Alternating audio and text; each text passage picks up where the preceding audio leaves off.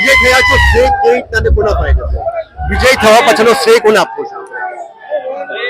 વિજય થવાનો શ્રેય મારા માટે તો મારા ઝોનના મતદારો, મારા કાર્યકરો જેઓ અડીખમ રહ્યા, આટલા દબાણ, આટલી લોભ લાલચ પછી પણ મારા કાર્યકરો અડગ રહ્યા, મતદારો અડગ રહ્યા, એટલે મારા મતદારોને આપું છું. પણ જે નિર્ણય આવ્યો છે તે મારા 36,100 સભાસદને સમર્પિત કરું છું.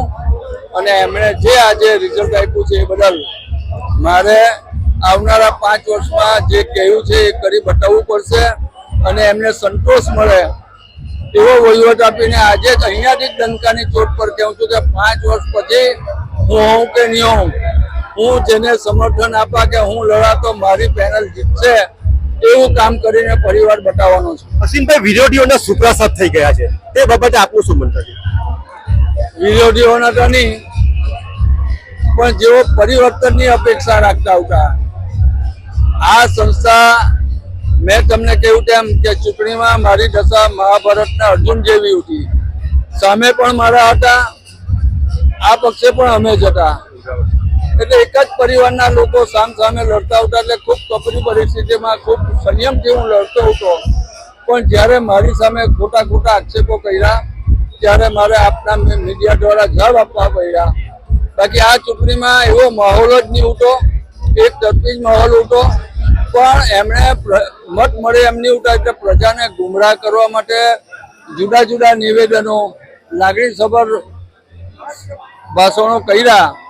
પણ આ વિસ્તારની કામરેજ સુગરની પ્રજા ખૂબ હોશિયાર અને સમજુ છે, એટલે કિસાન પેનલના સુપડા સાફ થઈ ગયા છે.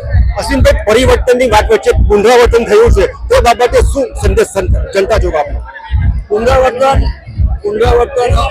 એક વ્યક્તિનું નથી, પુનરાવર્તન સારા શાસનનું છે, વિશ્વાસનું છે.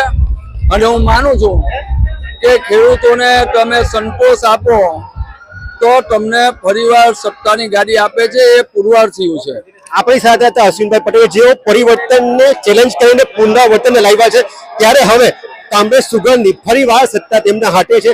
ત્યારે મંત્રી હવે ફરીવાર નવી ઊંચાઈની શિખર પર પહોંચશે એવું તેમનું કહેવું. એની સાથે હું છું દિલીપ ચાવડા.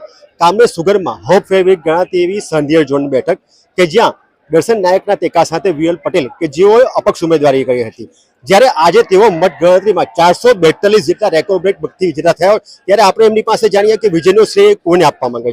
જી વીએલભાઈ, સૌથી પહેલા તો આપને ધન્યવાદ. અને જાણવું છું કે વિજય થવા પછીનો શ્રેય આપ કોને આપો? મેં મારી ઉમેદવારી દર્શનભાઈ નાયકના નેતૃત્વ હેઠળ નોંધાવી હતી. અમે એક ખેડૂત તરીકે, એક ખેડૂત આગેવાન તરીકે અને ખેડૂતોના હિત માટે લડનારા લોકો છે. અને એ રીતે અમે કોઈ પેનલમાં ન જતા પોતે ખેડૂતના પ્રતિનિધિ તરીકે અપક્ષ તરીકે ઉમેદવારી નોંધાવી હતી. વીએલભાઈ, આપ કેટલા મતથી વિજેતા થયા છો અને કયા ઝોન? હું સંધિયર ઝોનમાંથી વિજેતા થયો છું અને મેં 360 વોટથી વિજેતા જાહેર થયો છું. અપક્ષ વિજય થયા હોય તો અત્યાર પછી સભાસદોના હિતમાં આપનું શું ન્યાય રહેશે? હું અપક્ષ એ માટે જ રહ્યો હતો કે કોઈ પણના દબાવમાં આવ્યા વગર એક ખેડૂતોના પ્રતિનિધિ તરીકે ખેડૂતોના પ્રશ્નોને વાચા આપી શકું. એ પ્રશ્નો ચાહે ખેડૂતોને લગતા હોય, સંસ્થાને લગતા હોય કે કોઈ બી જે સામાન્ય ખેડૂતો જે સુગર સુધી પહોંચી નથી શકતા તેમના પ્રશ્નોની રજૂઆત હું ચોક્કસ મારી બોર્ડમાં કરીશ. વીએલભાઈ, આપને હરાવવા માટે ઓલપાડ ભાજપની આખી પહેલા ડાઉન પર લાગી હતી, છતાં આપનો વિજય થયો છે, તો શું કહેવું છે? એનું એક જ કારણ છે કે હું એક ખેડૂત નેતા છું. હું કોઈ રાજકારણી નથી. એક ખેડૂતોના પ્રતિનિધિ તરીકે સંસ્થામાં આવવા માટેના મેં ઉમેદવારી નોંધાવી હતી. અને એ જ કારણ છે મોટું કે ગામના તમામ લોકોએ મને ખૂબ સાથ સહકાર અને પ્રેમ અને લાગણી આપી. આપણી સાથે હતા વીએલભાઈ પટેલ કે જેઓ ખેડૂત આગેવાન હોય, આટલું જ નહીં પણ પ્રગતિશીલ ખેડૂત હોય, જેથી તેમની પ્રગતિશીલ ખેડૂતની છાપને લઈને ખેડૂત સભાસદોએ તેમના તરફથી પોતાની પસંદગી ઉતારી છે.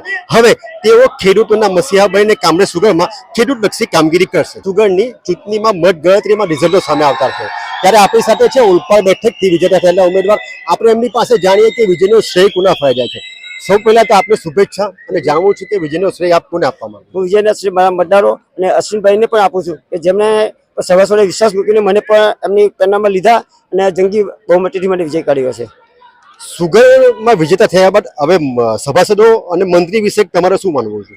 આપના માધ્યમ દ્વારા સભાસદભાઈને પણ જણાવું છું કે હું આગળ પણ પંડવા સુગરમાં 3 વર્ષ માટે ડિરેક્ટર તરીકે ચૂંટાઈ આવ્યો છું. સુગર ફેક્ટરીનો થોડો અનુભવ છે અને આવા બહુ જ ખેલાડી અશ્વિનભાઈ જેવા ખેલાડી સાથે મને કામ કરવાનો ખૂબ લાભ મળ્યો છે. તો સભાસદોને પોષકક્ષમ ભાવ આપી શકીએ, ખેડૂતનો હિત ન થાય, એ સંસ્થાનું હિત જળવાય એ રીતના પ્રયત્નો કરીશ.